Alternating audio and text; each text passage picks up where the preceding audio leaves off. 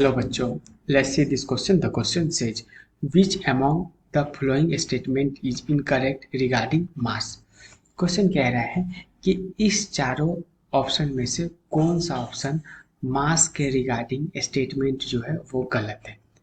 तो इसका की कॉन्सेप्ट जो होगा, इसका जो की कॉन्सेप्ट अपन डिस्कस करेंगे, तो पूरा आंसर ही इसका की कॉन्सेप्ट होगा या इसके की कॉन्सेप्ट के अंदर ही आंसर होगा।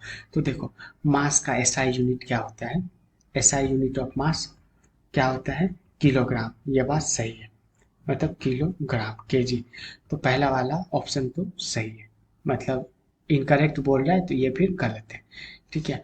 उसके बाद कह रहा है कि जो मास होता है वो लोकेशन पे डिपेंड नहीं करता है। Not depend on location, not depend on location.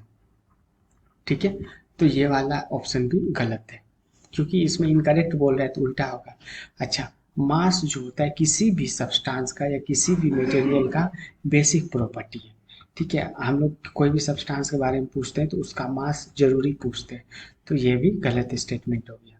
अच्छा, उसके बाद कह रहा है कि while dealing with atom kilogram is a convenient unit for measuring mass.